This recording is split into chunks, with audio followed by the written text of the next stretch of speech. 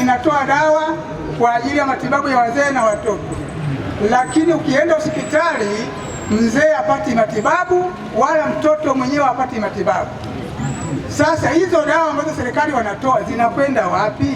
Na je, kuna ukaguzi kuona kama hizo dawa zinatumika kwa walengwa? Hilo la kwanza. Na sasa pamefika mahali hata kama unazalisha mtoto usipokuwa na shilingi 50 hatoki mtoto pale. Sasa inaonekana watu sasa wanazaa kwa mpango kwa kuogopa gharama hospitali. Hilo la kwanza. La pili, Chandarua sisi tuna zahanati ambayo inatoa huduma nyingi sana na maeneo mbalimbali, lakini tuna kero pale ya maabara. Kwa hiyo naomba mtufikirie katika hilo. Asanteni sana. Sera ya serikali inatutaka kutoa matibabu bure kwa watoto chini ya miaka 5 na wazee zaidi ya miaka 60. Lakini si haiishii hapo tu, na wale watu ambao wana matatizo sugu, kwa mfano kisukari, pressure, dawa zao zinatolewa bure. Lakini kuna ufafanuzi namna gani hizi huduma zinatolewa bure. Kuna dawa ambazo zipo kwenye mfumo wa bure, inaitwa dawa muhimu. Sasa kwa sababu hili swali tayari limeshaulizwa maeneo pengi, tayari tumeshapokea maelekezo kutoka chama kwa maana ya CCM tuweze kubandika dawa zote ambazo zipo kwenye mfumo wa bure kwenye vituo vyote vya kutolea huduma, na tayari tumeshatoa maelekezo kuanzia Jumatatu hii tunavyoenda. Ukienda kwenye kituo cha kupata huduma utaona kuna dawa zimebandikwa ambazo zipo kwenye mfumo wa bure. Hivyo kama kuna dawa ambayo haipo kwenye mfumo wa bure, hiyo utaweza kuilipia. Kwa hiyo tabibu anayekupatia huduma ndipo baada ya kukupatia matibabu yako, inaweza kuwa ni mtoto chini ya miaka 5, lakini dawa anayotaka kukuandikia haipo kwenye ule mfumo wa dawa ambazo zina bure, hapo ataweza kukuandikia dawa ambayo itaweza kukusaidia. Huduma zingine ambazo zinapatikana kwenye bure ni kwenye usajili. Mtoto chini ya miaka 5, mzee zaidi ya miaka 60 halipishi kitu chochote wakati anasajiliwa. Ukichukua ile kadi yako, kama kuna mtu ameenda kutibiwa hivi karibuni, utaona imeandikiwa msamaha. Kama ni mtoto chini ya miaka 5 au mzee zaidi ya miaka 60, utakuta imeandikiwa msamaha.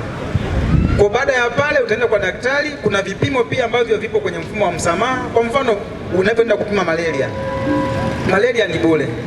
Na ikiwa utapatikana na malaria, dawa za malaria utapewa bure. Na ikiwa kama utalazwa uweze kupata sindano, zile dawa za sindano za malaria ni bure. Utakachonunua wewe ni mabomba ya sindano tu. Mzee pia aliweza kuuliza habari za watoto kutozwa hela pindi wanapojifungua, kwa maana kutozwa kugomboa mtoto.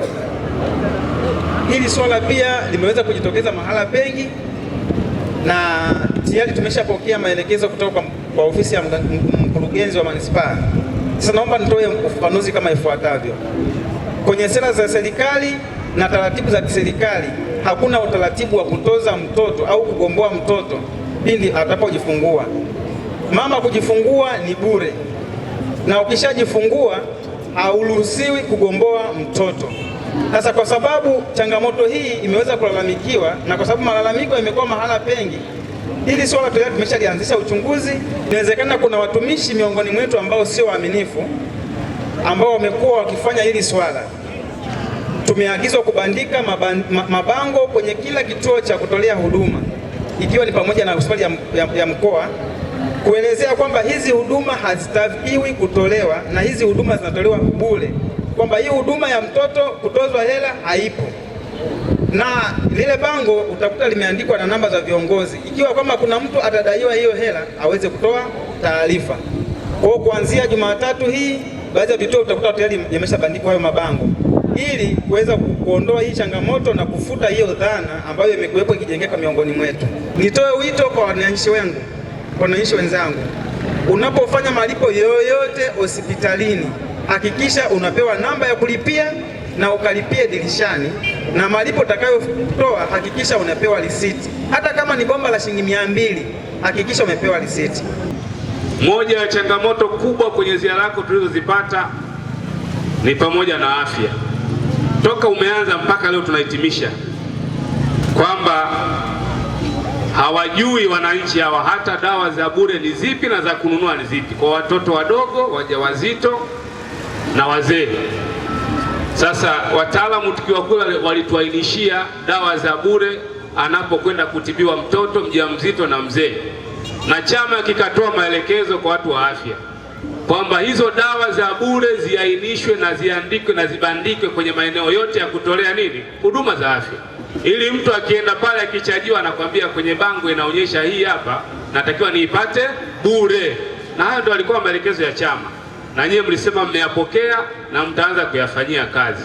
Kwa hiyo na Mshangano, Tanga, hapo Bomba Mbili, Msamala, kwenye maeneo yote ya kutolea huduma za afya kutabandikwa dawa za bure za watoto, dawa za bure za wajawazito, zile huduma za bure zote zitabandikwa, tena ziandikwe kwa Kiswahili, au sio? Ili mtu akifika pale akisoma hii iko kwenye bure, hii iko labda kuchajiwa, na za wazee, ili kuondoa hii sintofahamu ya kwenye idara ya afya. Lakini mwenyekiti, ile ya kutozwa watu kulingana na mtoto wa aina gani aliyezaliwa, kuanzia tulipoanza ziara mpaka tumepiga marufuku kwa manispaa ya Songea, mtu asitozwe faini ya mtoto kwa kike au wa kiume kuanzia sasa. Hebu naomba mpige makofi kwa serikali ya Chama cha Mapinduzi. Hakuna kwenye masuala ya afya kwamba akizaliwa mtoto wa kike shilingi kadhaa na wa kiume shilingi kadhaa. Hili ni aibu na sisi hatutavumilia. Na popote mtakapoona mnatozwa, pigeni simu haraka sana, hata kwenye Chama cha Mapinduzi, na muangalie nani anayewatoza hiyo fedha, na hatua zitachukuliwa za haraka sana kwa huyo mtumishi anayetoza. Sasa hatujui tazaa mtoto gani, maana unajiandaa na kile ambacho unaweza kujiandaa 30,000 kumbe mwanao atazaliwa 50,000.